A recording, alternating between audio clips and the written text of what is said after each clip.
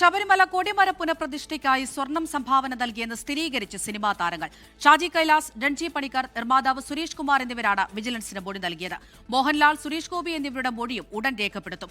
അതിനിടെ ശബരിമലയിലെ സ്വർണ്ണപ്പാളികളിൽ ആസിഡ് സാന്നിധ്യം കണ്ടെത്തി. ഹൈക്കോടതി നിർദ്ദേശത്തിന് പിന്നാലെയാണ് ശബരിമല കൊടിമര പുനഃപ്രതിഷ്ഠയിൽ വിജിലൻസ് പ്രത്യേക സംഘം അന്വേഷണം ആരംഭിച്ചത്. ഷാജി കൈലാസ്, രൺജി പണിക്കർ, നിർമ്മാതാവ് സുരേഷ് കുമാർ എന്നിവരുടെ മൊഴിയാണ് കഴിഞ്ഞ ദിവസം രേഖപ്പെടുത്തിയത്. നാണയങ്ങളായാണ് സ്വർണം നൽകിയതെന്നാണ് ഇവരുടെ മൊഴി. ചിലർ സ്വർണത്തിന്റെ അളവ് പറഞ്ഞെങ്കിലും ചിലർ തൂക്കം കൃത്യമായി ഓർക്കുന്നില്ല എന്ന് മൊഴി നൽകി. മോഹൻലാൽ, സുരേഷ് ഗോപി എന്നിവരും മൊഴി നൽകാൻ തയ്യാറാണെന്ന് വിജിലൻസിനെ അറിയിച്ചിട്ടുണ്ട്. വരുന്ന ആഴ്ച ഇരുവരുടെയും മൊഴിയെടുക്കും. ദേവസ്വത്തിന്റെ രേഖകളിലുള്ള 27 പേരെ കൂടാതെ മറ്റാരെങ്കിലും സ്വർണം സംഭാവന നൽകിയിട്ടുണ്ടോ എന്ന അന്വേഷണവും വിജിലൻസ് തുടങ്ങി.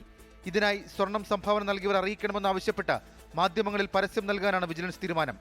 ഇത്തരത്തിൽ തെളിവുകളുമായി വരുന്നവരുടെ സ്വർണത്തിന്റെ അളവ് കൂടി കണക്കാക്കിയാൽ യഥാർത്ഥത്തിൽ എത്ര സ്വർണം കിട്ടിയെന്ന് ഉറപ്പിക്കാനാകുമെന്നാണ് വിജിലൻസിന്റെ പ്രതീക്ഷ.